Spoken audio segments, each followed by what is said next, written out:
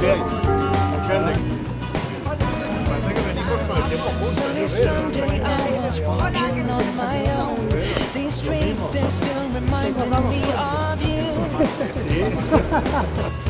There's a girl, I recognize her curly hair, but not the guy that she's walking next to. And suddenly I start to see that you and me are done. How do I know my time is up when you're taking over? Why do I feel this much right now? Ya te contaré Cause cuál it's es taking over. It's about to be the sky. Buenas tardes, queridos amigos. Antes de nada, felicitar al grupo El Vivero Cultural que nos ha precedido presentando esa extraordinaria revista que acaban de publicar, La Grieta, y que recomiendo encarecidamente. Es un colectivo multicultural que está realizando una extraordinaria labor en nuestro pueblo. Chavales jóvenes, tenemos cantera, todo sea por la cultura. Señor alcalde, concejales, queridos amigos, hoy es un día de gran felicidad para la cultura de los Palacios y Villafranca, y a qué negarlo, personalmente también para mí. Poder acompañar en mi pueblo a un escritor de la excelencia de Luis Landero, amigo de muchos años, es una de esas ilusiones que cuando se cumplen no derivan en melancolía, como ocurre tan a menudo, sino que elevan el gozo hasta rozar el misticismo, cual Santa Teresa laica y masculina, podemos decir. Todo comenzó como empiezan las cosas normales. Por encargo del concejal delegado de Cultura, Manuel Carvajal, me puse a sondear la posible presencia en esta Feria del Libro de un escritor reconocido bajo dos premisas: que conjugara cierta proyección pública y, sobre todo, calidad literaria. De inmediato salió a colación el nombre de Luis Landero. A primeros de año publicó su última novela, Una historia ridícula, y de ella tuvo a bien cedernos unos fragmentos manuscritos para el número de junio pasado de la revista cultural El Soberano. En la labor de localización, contactos, trámites que siempre hay en estos asuntos, es de agradecer la inmediata colaboración que encontramos en Carmen Ramírez, del Grupo Planeta, que además nos acompaña también, ha venido viajando con Luis. A este conglomerado editorial pertenece Tusquets, que es el sello en el que Luis ha publicado toda su obra. En aquellos días él se encontraba en Jordania, donde reside uno de sus hijos, y a través de Carmen nos confirmó su presencia aquí esta mañana. Nos felicitamos entonces por lo que sin duda era una noticia estupenda que nos llenaba de satisfacción, pero nadie, ni el propio Luis, podía imaginar que nos esperara una sorpresa aún más gratificante.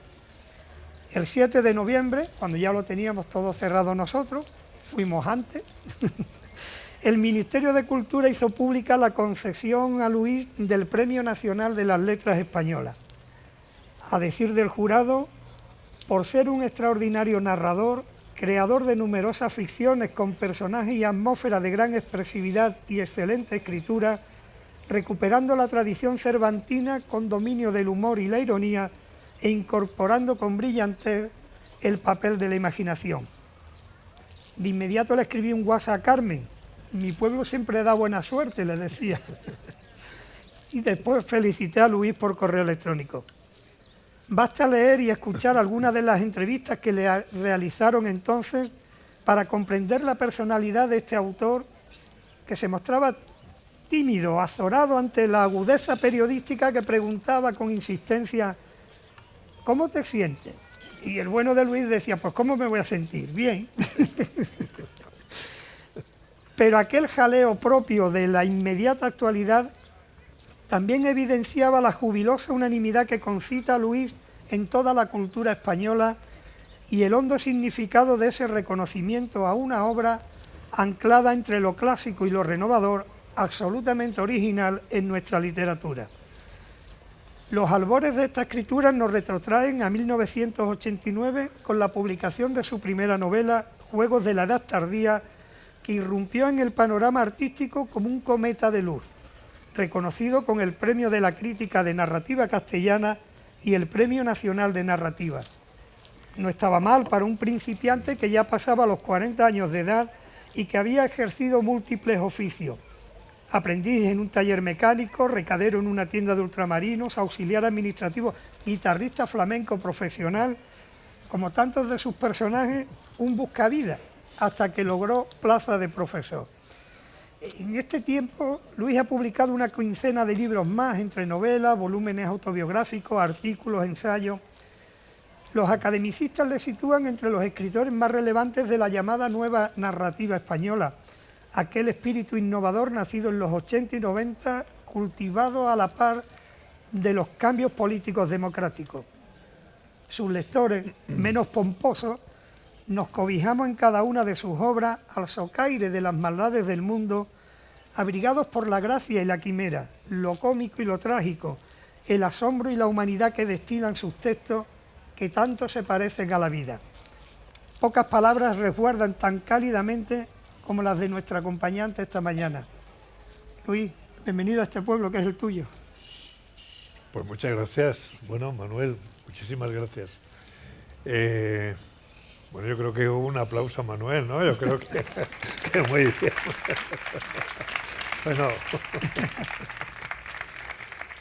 Bueno, buenos días, ¿no? Y bueno, lo primero, muchas gracias al ayuntamiento, alcalde, concejal, bueno, al Ayuntamiento de Los Palacios por haberme invitado, lo cual es un honor para mí, ¿no? No he estado aquí nunca en Los Palacios y, bueno, me gustaría venir para verlo porque, bueno, he oído hablar muy bien de este pueblo y, en fin. Muchísimas gracias también a todos vosotros, si me permitís el tuteo, pues, no sé, por estar aquí, ¿no? Os lo agradezco de corazón. De manera que muy honrado me siento. Y muchísimas gracias a mi amigo Manuel, ¿no? Que nos conocemos desde hace muchos años y hemos hecho muchas ¿entrevistas? Muchos coloquios, hemos tenido muchos coloquios, ¿no? Y bueno, pues es un placer también estar contigo, Manuel. Igualmente. Y bueno, ¿qué hacemos ahora? Muy honrado. Ahora hay que preguntarte por ese premio. Pasadas casi 2 semanas, ya reposada la sorpresa, hace poco tú has dicho, con un mes o 2 de éxito, la vanidad está colmada. No, hombre, sí. ¿Qué voy a decir? Cuando me pregunta qué siente uno cuando te dan un premio, cuando recibes un reconocimiento, pues gratitud y alegría, ¿no? ¿Qué va a decir uno, no? Pero también es verdad que el éxito en la sociedad en la que vivimos hoy día es una droga un poco adictiva, ¿no? Y el que conoce el éxito luego ya no sabe vivir sin él. Y a veces se consigue con mucha facilidad. Basta aparecer en televisión unos minutos o un par de días y tal, y ya se es famoso, ¿no? Y es adictivo, tiene algo de... El escritor es una figura solitaria, por lo menos yo soy más bien solitario, me dedico a escribir. Lo que más feliz o lo que menos infeliz me hace en la vida es escribir, ser dueño de mi tiempo, de mi soledad y de mi silencio, y eso es a lo que uno termina volviendo. Si de vez en cuando te reclaman a escena como los actores para darte un aplauso, pues mire usted qué bien, ¿no? Pero luego uno vuelve a su soledad y demás. Y donde realmente está la felicidad es en el día a día, en la tarea diaria y bien hecha. Y eso es lo que a mí me gusta, ¿no? El escribir todos los días, el levantarme, escribir, pasarlo a veces bien escribiendo, a veces pasarlo mal también, el pelearte ahí con lo que tengas entre manos, pelearte con las palabras, con la imaginación, y eso es lo fundamental. Pero sí, es verdad que hay que cuidarse del éxito y de la vanidad y tal. Y bueno, ¿qué voy a decir? Un halago al mes. Un halago al mes, sí. De vez en cuando que te halague, pues está bien. Que te dé una palma a la espalda, pues es estupendo, ¿no?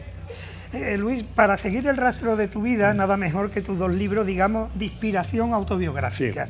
Sí. El balcón en invierno de 2014 y El huerto de Emerson de 2021. Has buscado tu identidad en aquellos años 40-50. Tenías una infancia muy similar a la de muchos de nosotros, una infancia rural, Sí.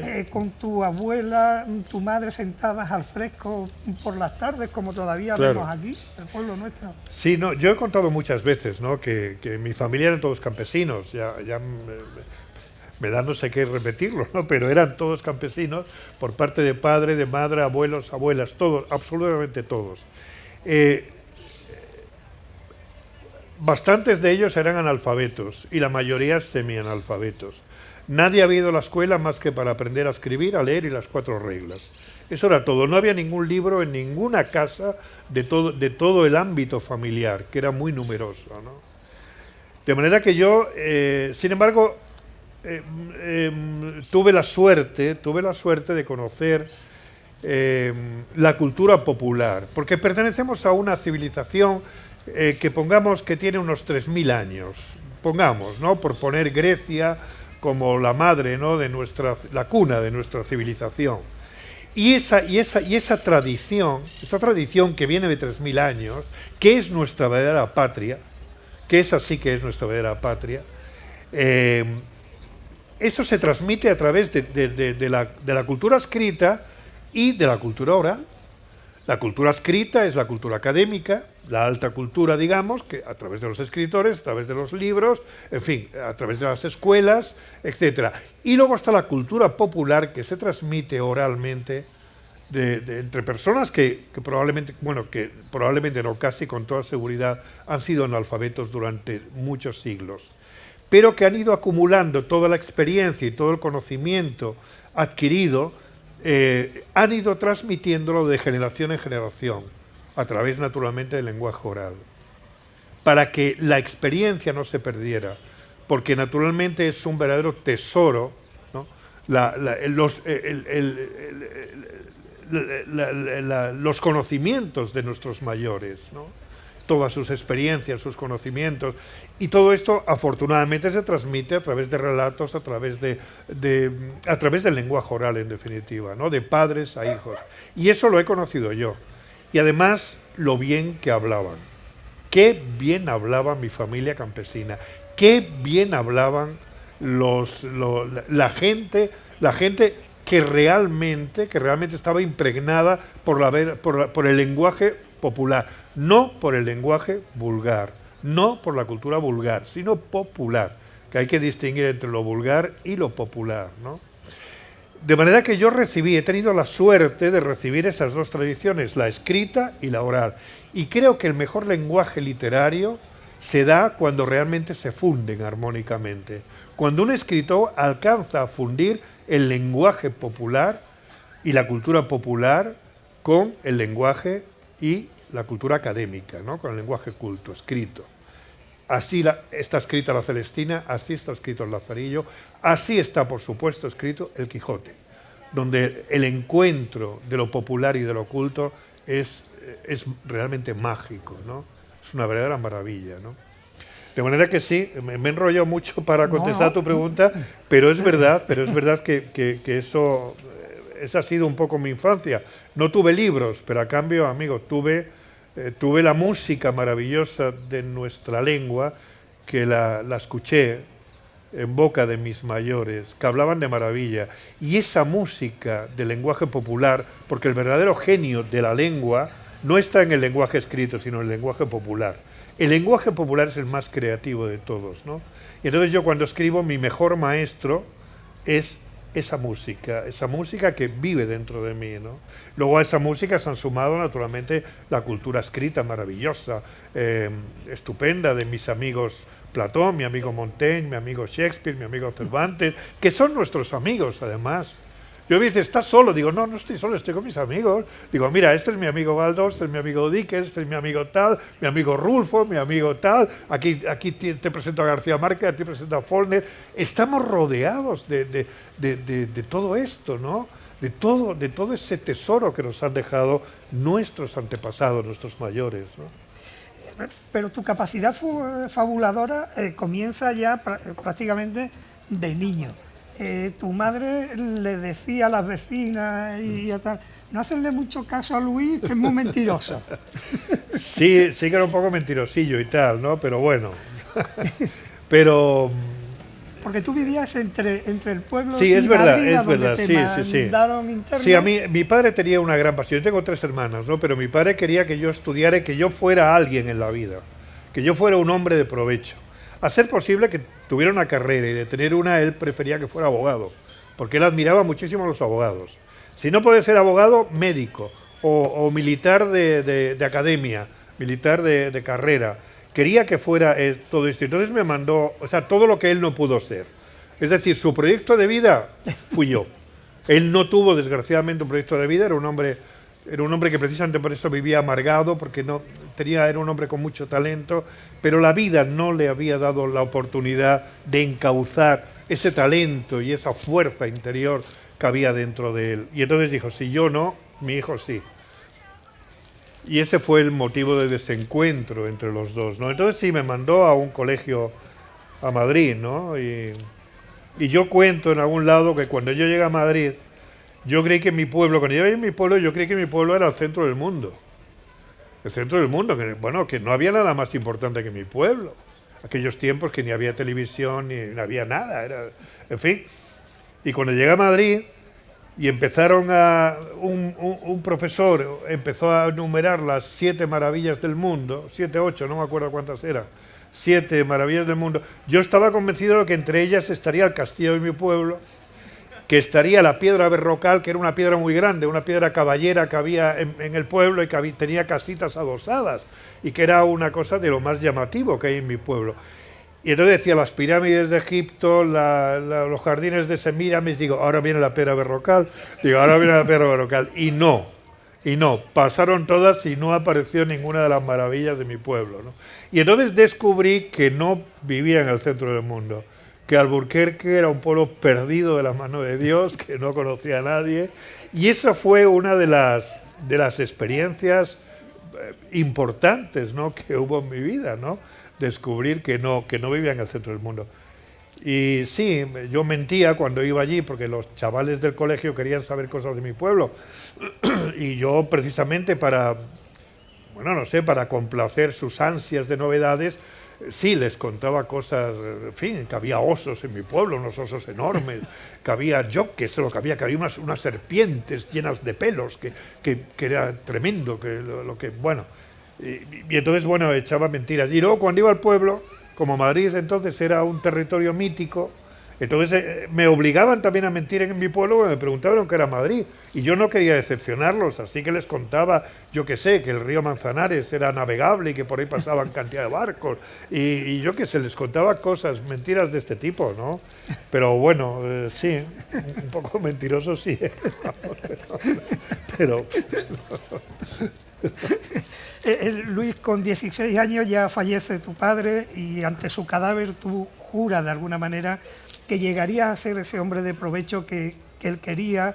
Estudias por la noche, trabajas de oficinista y de pronto ya sin esa sombra paterna te entregas al aprendizaje de la guitarra flamenca. Sí. Este es un pueblo muy flamenco, eso tienes que ya contarlo. me imagino, claro.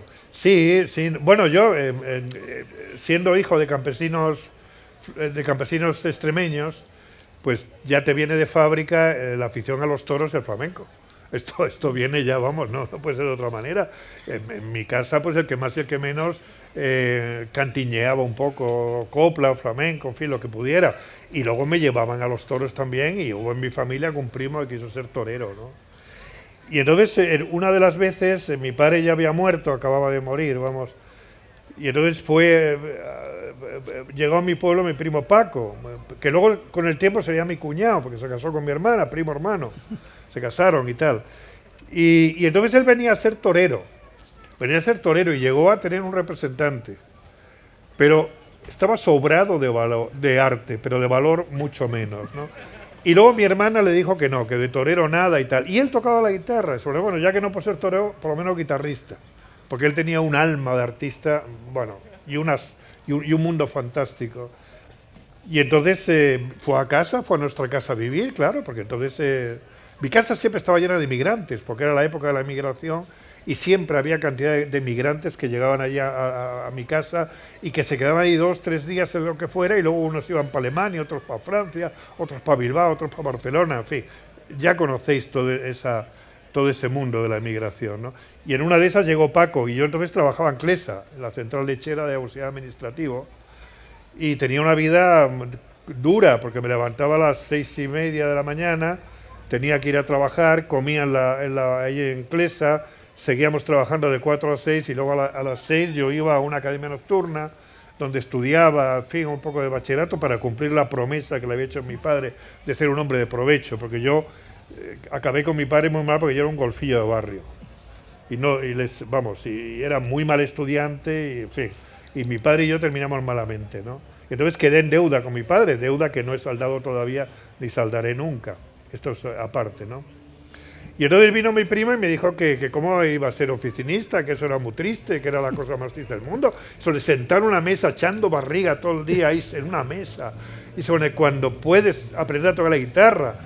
Y digo, joder, digo, pues sí, pues mira qué bien, yo prefiero ser guitarrista que oficinista, ¿no? Claro. Y efectivamente, bueno, yo tenía 16 años, no es edad para empezar a tocar la guitarra. Porque ya a los 16 años un guitarrista tiene que estar hecho, claro. Pero bueno, tocando 28 horas diarias, porque es que, pero una barbaridad con un trocito de esponja que poníamos de sordina en la guitarra, chacha, ahí, venga. En 3 años me saqué el carnet de guitarrista y estuve trabajando con mucha gente. Ahora le contaba al conductor que venía, que es músico también, le contaba que yo estuve con Manzanita entonces era de mi edad, era 2 años más joven que yo. Y venía con pantalones cortos y éramos los 2 guitarristas. Éramos guitarristas de una compañía que era la compañía de Paco de Alba, que era un bailador que entonces tenía cierto nombre y con el que viajamos mucho. Íbamos Manzanita y yo y su padre Rafael venía de cantador. Y entonces me dediqué a la guitarra profesionalmente, pero para entonces el demonio de la literatura yo lo llevaba allá adentro, porque yo empecé a escribir mis primeros poemas con 14 o 15 años y yo sabía que quería ser escritor, sobre todo escritor. Pero bueno, me gané la vida con la guitarra durante algunos años y sobre todo toqué para baile muchísimo y el compás, lo que haga falta, ¿eh? Bueno, y aquel viaje a la Unión Soviética en el que casi bailas con Bueno, Sofía, ya ¿no? eso también lo he contado. Espérate que se me cae aquí algo. No, pero eso ya lo conté, si lo conté el otro día en la televisión. No, bueno, no, fuimos allí. ¿Se oye o no se oye? Sí. Una especie de coros y danzas, ¿no? No, fuimos al Festival Internacional del Cine en julio de 1969. En julio de 1969 fuimos allí. España presentaba La Celestina, una película donde trabajaba Amelia de la Torre, donde trabajaba Julián Mateos, y no me acuerdo quién hacía de Celestina, en fin, alguien famoso. Y en la delegación española iba Ana Mariscal, iba Sara Montiel, iban un montón de gente. Y la delegación española ofrecía una fiesta a las otras delegaciones. Y entonces llevó un pequeño cuadro flamenco para amenizar esa fiesta. Ese cuadro flamenco era Paco de Alba, era una bailaora, era un cantaor y yo, éramos 4. Y fuimos a Moscú en el 69. Estuvimos ahí 15 o 20 días solamente para actuar una noche, que tocamos allí. ¿Sí? Y luego al final, los españolitos de a pie hicimos un corro aparte, había mucha gente famosa allí. Y entonces alguien dijo eso, que no hay, en fin, que nadie tiene valor de sacar a bailar a Sarita Montiel, dijeron. Y no sé por qué yo tuve un arrebato de temeridad, y eso yo soy muy tímido. Pero precisamente los tímidos, cuidado, porque a veces tenemos arranques peligrosos, ¿no? Y digo, ¿cómo que no? Digo, sosténme el cubata. Digo, y me fui derecha a Sarita Montiel, que me dijo que no, era una mujer además, ¿cómo va a bailar conmigo? Que era, en fin, era el último mono de la expedición española. Y no, me dijo que no, casi ni siquiera me miró, me rechazó así, como fe. Y entonces en ese momento estaba Sofía Loren allí, que estaba rodando, creo que Los Girasoles, y ahí estaba Alain Delon, había cantidad de actores famosísimos todos. Y entonces digo, ¿y si sacara a bailar a Sofía Loren? ¿Y si me dijera que sí? Digo, qué éxito, ¿no? Y di unos primeros pasos hacia allá, pero digo, no. Digo, ya he hecho el ridículo bastante por hoy. Digo, vamos a dejarlo como está, ¿no? Pero como era un poco mentirosillo, cuando vine a Madrid yo conté que había bailado con Sofía Loren. No, es verdad que no bailé, pero estuve casi a punto de bailar. Total que, en fin, estuve casi a punto y ¿qué más da? Si añades un poquito, ya le das un empujón a la anécdota, pues ya bailas, ¿no? Luis, tú por aquel entonces ya eras un poeta un poco dandy, o sea, tú empezaste a leer poesía con 15 años, Sí. hay un libro, Las 1000 mejores poesías en Ese lengua es. castellana, que todavía lo conservas, creo, y bueno, tu afán era ser un buen poeta. Bueno, sí, mi afán. Casi siempre se empieza escribiendo poesía. La poesía es mucho más inmediata, tiene un impacto mucho más fuerte. Como decía Octavio Paz, hay pueblos que no han conocido la prosa, y es verdad. Pero no hay ninguno que no haya conocido la poesía. La poesía está relacionada con la danza, relacionada con el ritmo, en fin, el sonido, la rima, todo esto, ¿no? La música. De manera que es normal empezar con la poesía, ¿no? Cuando se tienen 14 o 15 años. La prosa es algo más elaborado, más intelectual, que probablemente venga después. Pero en principio la poesía es el camino, ¿no? Y yo empecé a escribir pues por lo que se empieza a escribir siempre. Primero porque hay un mundo dentro de ti, bullendo, que quiere salir, y tiene que encontrar un cauce, que puede ser la pintura, puede ser la música, yo qué sé, puede ser muchas cosas, ¿no? Y luego por la insatisfacción, siempre se empieza a escribir desde la insatisfacción. Como decía Freud, la gente feliz no fantasea, solo los insatisfechos. Porque es verdad, la gente feliz para que no necesita escribir, no necesita fantasear, si ya es feliz, pues se dedica a ser feliz y punto. Yo si fuera feliz no escribiría, eso lo tengo muy claro. Siempre se escribe desde una carencia, desde un vacío, algo que hay que llenar, ¿no? Y entonces empecé escribiendo poesía, claro. Que nunca has publicado. Bueno, no solamente no he publicado, sino no la conservo, vamos, ¿no? Y escribí cientos y cientos, muchísimos. Tenía unos tacos enormes de poesía, ¿no? Pero bueno, la destruí toda, no merecía la pena. Eran poesías primerizas, muy románticas, muy exaltadas, bajo el magisterio de Bécquer, incluso de Espronceda, de Neruda, de García Lorca, no sé, de Juan Ramón también, de algunos más, ¿no? Pero no era no iba por ahí en fin, mis habilidades no iban por ahí. Y luego ya pues empecé a pasarme con arma y bagajes a la prosa, ¿no? ¿Cómo fue aquello? Porque ya a los 21 años, estando todavía en el mundo de la guitarra, decides escribir, hacerte escritor, eres un lector voraz. ¿De qué manera fuiste encontrando los libros, los consejos adecuados para consolidar esa idea? Sí, porque yo es que anduve muy desorientado porque yo no conocía gente ilustrada, no tuve amigos ilustrados, no tuve familia ilustrada, no había gente leída en mi familia ni en el ámbito de mis amistades y conocimientos. De manera que anduve despistadísimo, ¿no? Y luego poco a poco, y sobre todo a través de un profesor, cuando hice Preu, profesor Gregorio Manuel Guerrero, se llamaba, que le guardo un enorme cariño, empezó a dejarme libros porque vio que yo tenía una gran vocación de escritor, pero en poesía sí tenía buenos maestros, pero en prosa no. Y él empezó a dejarme, me dejó El viejo y el mar de Hemingway, por ejemplo, me dejó El extranjero de Camus, me dejó cuentos de García Márquez, me dejó las sonatas de Valle Inclán, es decir, empezó a iniciarme en lo que luego serían mis maestros, ¿no? Me dejó algún libro de Virginia Woolf, era un hombre con mucho gusto literario, y entonces yo devoré esos libros y realmente se me abrió un mundo maravilloso, un mundo nuevo, ¿no?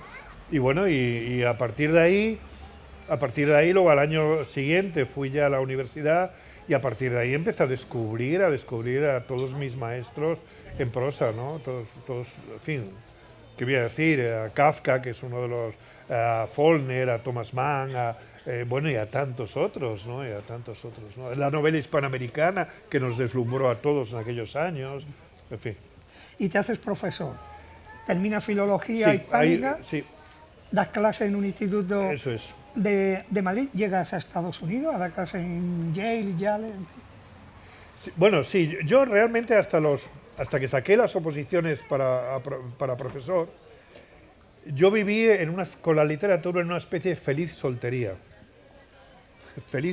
literaria. Yo escribía mucho porque era lo que realmente me gustaba y no sabía vivir sin escribir, y ahora tampoco sé vivir sin escribir, ¿no? Pero escribía para aprender a escribir, escribía fragmentos, escribía novelas breves, pero no para publicar, ni pensando en publicar, sino sencillamente por el gusto de escribir y para aprender a escribir. Y escribía mucho. Y cuando saqué las oposiciones, que entonces mi vida económica se estabilizó, entonces ya empecé a tener una relación conyugal con la literatura. O sea, digo, este es el momento realmente de demostrarme a mí mismo si yo soy capaz o no de escribir una novela, de dar forma a algo que estaba dentro de mí. Una novela que luego sería Juegos de la Tardía, mi primera novela, que yo la tenía ya más o menos pensada. Digo, pero una cosa es tenerla pensada y otra cosa es hacerla. Uno puede tener en la cabeza una música estupenda, como la que soñamos con músicas maravillosas. Un pintor puede tener una idea estupenda para un cuadro, pero ahora coge el pincel, coge el pentagrama, coge la pluma y a ver cómo consigues hacer realidad eso, ¿no? Y entonces digo, bueno, este es el momento de ponerme a escribir. Entonces, para mí, una vez que saqué las oposiciones de profesor, yo tenía entonces entre 28 y 29 años, para mí fue como entrar en un convento, para no volver a salir nunca más, que es el convento de la literatura. Y desde entonces he vivido recluido ahí, escribiendo y escribiendo. Hasta los 28 años, para mí, quizá lo más importante fue la vida y la lectura. En adelante, mis amigos ya fueron Platón, Shakespeare, Monte, bueno, todos estos, ¿no? De manera que hay como un corte ahí. Y entonces, bueno, me hice profesor, me tenía que ganar la vida, ¿eh? Yo si hubiera podido, no hubiera trabajado. Yo me hubiera gustado si hubiera tenido un pequeño rentista o algo así, como Flaubert, ¿no? Yo me hubiera dedicado a escribir y a leer, y a dar paseos, y a dar vueltas de allá para acá. Pero bueno, como hay que ganarse la vida por aquello de la maldición bíblica, pues entonces me metí a profesor, ¿no? Pero yo siempre he dicho que he sido un escritor que en sus horas libres ha dado clases, no al revés, ¿no? Y llegamos a esa novela, Juegos de la Edad Tardía, publicada ya con 40 años, y fue un éxito fulgurante. Menos mal que te pilló con esa edad, te pilla con 20 años y no vuelves a escribir. Te dedicas a tertuliano. Bueno, que conste que a mí cuando yo publiqué en el 89 Juegos de la Edad Tardía, mi primera novela, que en principio se tiraron 3.000 ejemplares. Y yo digo, por lo menos que se vendan 1.000, pensaba yo. Con eso yo me hubiera conformado. Digo, 1.000 ejemplares para que mis editores no tengan pérdidas, porque yo siempre he tenido muchos escrúpulos, que no tengan pérdidas, y luego yo recibir 3, 4, unas cuantas críticas buenas. Con eso me vale. Y yo ya con eso sigo escribiendo, ya un libro publicado. Muy bien. Pero claro, ni mis editores ni yo pensamos el éxito que iba a tener esa novela, que fue un éxito desmedido. Y por cierto, hablando de esto, me salieron cantidad de oportunidades para ganarme la vida al margen de la literatura. Ser, por ejemplo, comentarista deportivo, iba a decir, ¿en qué estaría pensando yo en el Mundial? Probablemente. Ser comentarista de cultura en Telecinco, que entonces lo llevaba Luis Mariñas. Me pagaba una barbaridad de dinero, 400.000 pesetas, voy a decir cifras. Un profesor entonces ganaba 160, 170.000 pesetas. Luego había María Teresa Campos, tenía unas tertulias en la primera, en la 1, y entonces me invitaron a ir una vez cada semana, es decir, 4 veces a la semana, y me pagaban 50.000 pesetas por cada visita, es decir, otras 200.000 pesetas, más luego artículos, más luego bolos, más luego todo esto. Y de pronto lo que tú decías, Manuel, de pronto aparece la posibilidad efectivamente Yo creo que de corromperte. Yo creo que eso es corrupción. No. Quiero decir que te dedicas a eso y luego ¿qué escribes ya? ¿Qué coño escribes? Y no, yo de ninguna manera, no. Rechacé todo eso y yo seguí de profesor y seguí en mi convento literario, porque era lo que realmente yo quería. A mí el dinero, con tener lo suficiente para vivir, yo no necesitaba más, ¿no? Y realmente mi felicidad y mi armonía psicológica y todo estaba en ese tipo de vida, ¿no? Pero es verdad, lo cuento a modo de anécdota de cómo efectivamente el éxito puede efectivamente desviarte, puede distraerte, yo qué sé, puede perderte, ¿no? A mí es que escuchar a Luis me deja sin habla, ya estáis viendo cómo es. ¿Para qué vamos a decir más? Luis, en tu formación de escritor hay varios aspectos decisivos. Has comentado antes la relación con tu padre, que también se convierte en uno de los motores de tu universo literario, la infancia en torno a la gente que nos has contado, ese mundo rural. En El huerto de Emerson llegas a escribir: si acaso en la escritura he encontrado acomodo para que viaje conmigo en calidad de polizón el niño que fui. Aquella mirada de niño tú la complementas con la del sabio en ese libro. ¿Qué te aporta cada uno? ¿Cómo confluyen? Claro, eso lo he contado ya también bastantes veces, ¿no? No, es verdad, porque yo creo que en el mundo del arte, en el mundo de la literatura, del arte, lo que vale es la intuición. El conocimiento racional, el conocimiento lógico tiene un lugar secundario. Para escribir una novela, para escribir un poema, para pintar un cuadro, para componer una música, lo que sea. Eso es el lenguaje del corazón, es el lenguaje intuitivo, ¿no? Es el lenguaje intuitivo.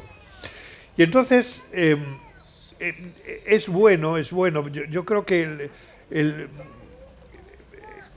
no sé, es un poco el mundo del arte, el mundo de la literatura es algo que se acerca al misterio, ¿no? Es algo que se acerca al misterio y es que bueno, es un poco como el amor, ¿no? Es un poco como el amor que es un mundo sentimental. Entonces darle forma. Bueno, vamos a ver, me estoy liando malamente. Vamos a ver. No, yo quiero decir que en el negocio de escribir, en el negocio del arte, es importante la inocencia, la mirada limpia,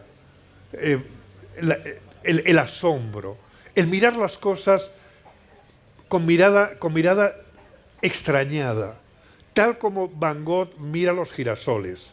Los girasoles estaban ahí, siempre han estado ahí, todos hemos mirado los girasoles, pero es Van Gogh el que mira desde la extrañeza, desde el asombro, y entonces descubre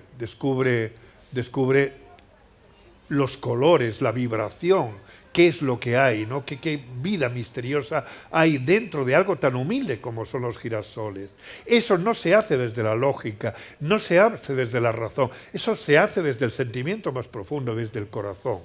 Por eso en todo artista, en todo escritor, tiene que haber ese extrañamiento, esa mirada nueva, limpia, que descubre las cosas de siempre como si estuvieran recién creadas, ¿no? Y eso es fundamental. Luego, claro, naturalmente está la experiencia también, está la experiencia. Y entonces, uno con los años, pues va acumulando experiencia, va acumulando conocimientos y llega a ser un poco sabio. Y entonces yo siempre digo que el niño y el sabio, el niño que uno conserva dentro. Yo siempre le decía a mis alumnos, digo, ahora que sois jóvenes, que todavía tenéis reciente al niño que habéis sido, no dejes que se muera ese niño. Conservad esa mirada inocente, ingenua del niño, porque os va a ayudar mucho en la vida, ¿no? Y el niño ese que uno ha sido y que esa prolongación de la infancia y el sabio que uno más o menos ha llegado a ser, entonces todo eso hacen una pareja estupenda, el sabio y el niño. No sé, bueno, lo he explicado no sé de qué manera, pero bueno, más o menos creo, espero que se... Sí. se entiende, como también se entiende, Luis, esa impregnación cervantina por escribir lo que se siente. Tú has escrito, si he de escribir filosofando, que nunca la razón cante más alto que el corazón. Es cierto. Eso es verdad, ¿no? Solo decía Cervantes, ¿no? Saber sentir es saber decir. Y es verdad que es mucho más fácil escribir desde el sentimiento. Escribir desde el sentimiento. Escribir lo que uno siente, ¿no? Y yo muchas veces lo he visto a la hora de escribir, incluso un artículo, si lo escribo desde la pura razón, desde lo abstracto, entonces eso no fluye, pero realmente cuando consigo conectar con el tema, cuando siento lo que escribo latir dentro de mí, entonces las cosas aparecen de un modo más sencillo. Pero sí, escribir es, como cualquier tarea artística, es algo que depende más del corazón que de la razón. Ya decía alguien que la razón es la que busca y el corazón es el que encuentra. Pero el corazón y la razón forman una buena pareja, solamente que cada uno en su momento. Cada uno en su momento, ¿no? Hay un capítulo en El huerto de Emerson, Plegaria, donde planteas de alguna forma una poética narrativa. Allí, aparte de expresar la desconfianza en tu talento, esas inseguridades, Sí. elevas una oración al Señor de la invención y la gramática y pides: no te olvides hacerme compasivo y misericordioso. Tu mirada de los personajes de tus novelas y del mundo que te rodea es así, es compasiva, misericordiosa. Sí, en eso sí me declaro cervantino, porque no hay mirada más piadosa que la de Cervantes, ¿no? Cervantes es un escritor que nunca juzga a sus personajes, que siempre salva, incluso los que son peores siempre los salva de alguna manera, y esa mirada que tiene de cordialidad, de piedad, de ironía también, es lo que hace, es lo que define mejor qué es el estilo cervantino, que luego lo vemos también en Dickens y los vemos en otros escritores.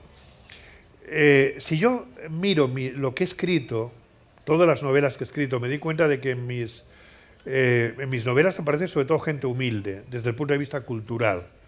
Apenas hay gente con carrera, gente con estudios superiores, sino que hay gente un poco de la calle, gente de aquí y de allá, un poco como los personajes de Baroja, como los personajes de Chekhov, como, en fin, personajes un poco como de medio pelo, ¿no? Pero es la gente que yo he conocido, esas han sido realmente mis experiencias, porque yo apenas he tratado con gente ilustrada, quiero decir, perdón, que ilustre es muy distinto, ¿no? Pero con gente ilustrada yo apenas he tratado, sí, he tratado después, cuando ya fui profesor y tal, traté con gente culta, pero antes apenas, en la facultad quizá, pero tampoco mucho. De manera que mi mundo es un mundo el de la gente de la calle, el de la gente que sueña. Eso es lo que decía Machado, es buena gente que pasa no sé qué y sueña y en un día como cualquiera descansa bajo la tierra. Lo que pasa es que, decía Chekhov, que hay que hacer poderosas las palabras humildes e interesante a la gente vulgar. Decía que esa es la tarea del escritor, hacer poderosas las palabras humildes e interesante a la gente vulgar. Y Joyce decía que no hay personas mediocres, sino observadores mediocres. Y es verdad, la palabra mediocridad nunca me ha gustado, aplicada sobre todo a las personas. Y siempre pienso, ¿no?, que es que no estoy respondiendo a tu pregunta, Manuel, me parece, pero es verdad, sí es que yo siento realmente misericordia y siento piedad por mis personajes y en general por la gente del mundo. Sí, pero es porque me sale así, me puede salir de otra manera, pero me sale así. No sé responder, Manuel, no, en definitiva no sé. Es que el proceso creativo es muy difícil de explicar, casi imposible, porque tú eres de escritura diaria, a mano. Sí, yo creo que es más fácil escribir una novela que explicarla. Es más fácil escribir que explicar cómo se escribe, ¿no? Entonces a mí eso sí que me resulta difícil, ¿no? La inspiración viene, ¿a ti cómo te viene? Tú te levantas por la mañana, hay una frase estupenda que creo que te comentó Juanjo Millás, que era: Yo me paso media mañana intentando Sí. no tener que ponerme a escribir. Evitar, a ver cómo evitas escribir, luego efectivamente luego te pones y demás. Pero yo creo que siempre, siempre para escribir hay que partir de algo concreto, de algo que conecte con tus vivencias, algo concreto. Lo abstracto es enemigo del arte. Yo siempre le decía a mis alumnos que huyeran de lo abstracto, mis alumnos de la Escuela de Arte Dramático, porque, y siempre les ponía un ejemplo, digo, imaginad que nosotros hacemos todos aquí una redacción sobre los pasillos.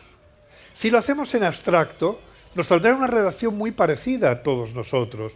Los pasillos son lugares que conectan unas cosas, unos espacios con otros espacios, y se parecerían a esas redacciones sobre la primavera, donde hay muchas flores, cantan los pájaros, donde todas son más o menos iguales.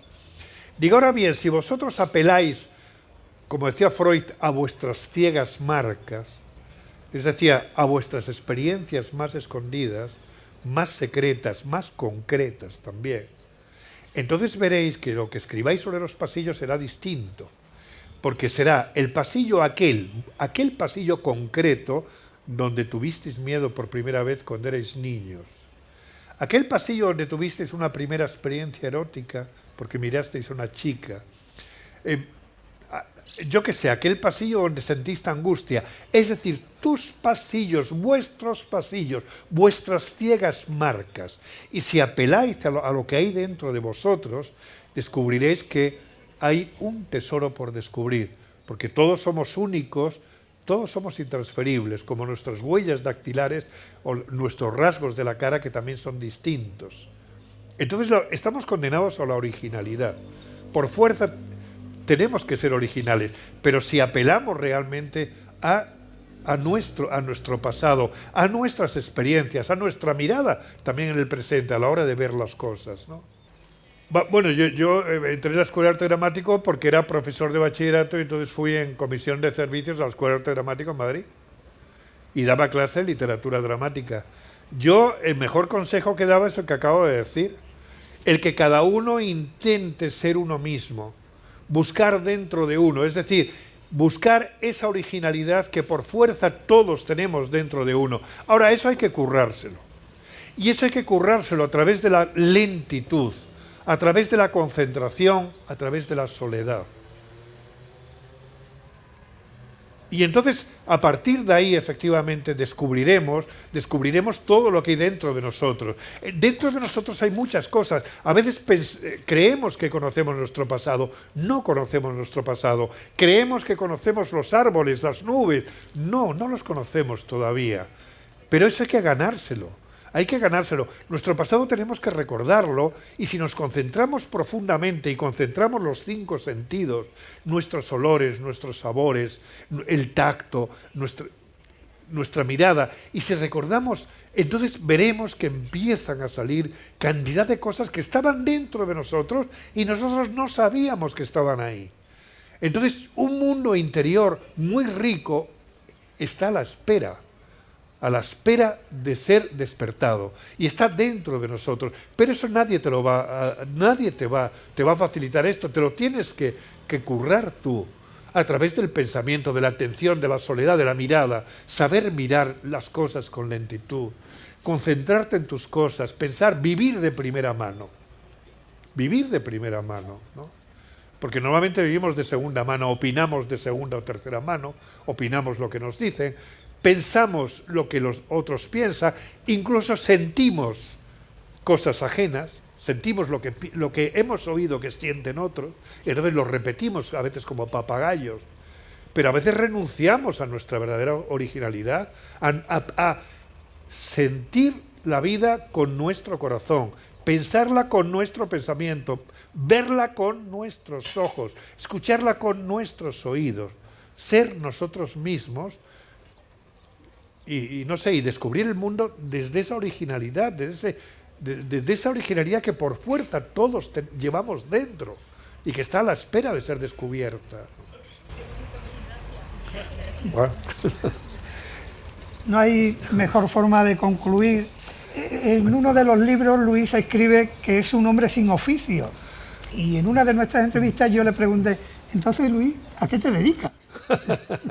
Bueno, no, es verdad que yo solamente he tenido oficio cuando era guitarrista, porque eso sí que tiene una técnica y demás, ¿no? Y es verdad que escribir es un oficio, supongo que debe serlo, pero yo no lo siento como un oficio, porque tengo tantas dudas a la hora de escribir. Nunca sé si me va a salir o no.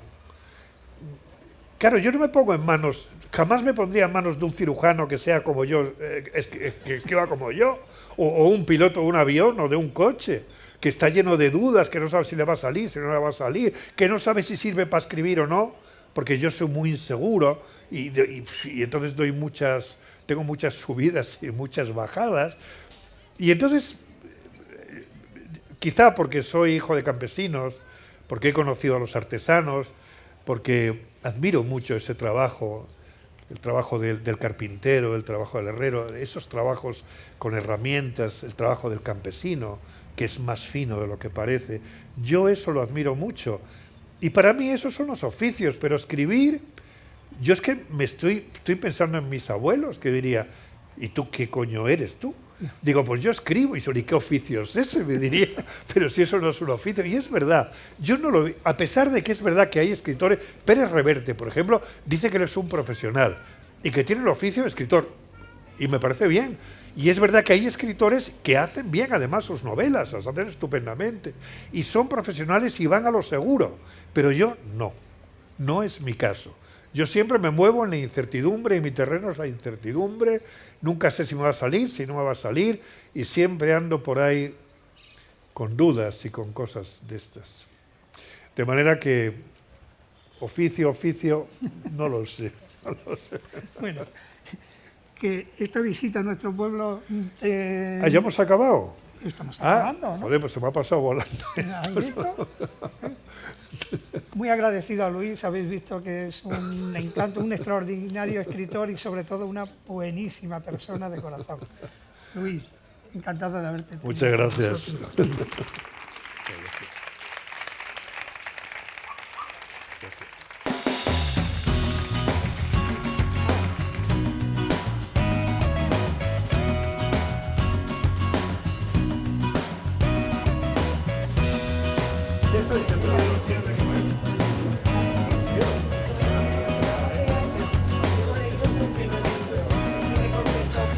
Sunny Sunday, I was walking on my own.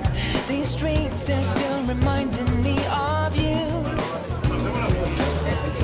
There's a girl, I recognize her curly hair, but not the guy that she's walking next to.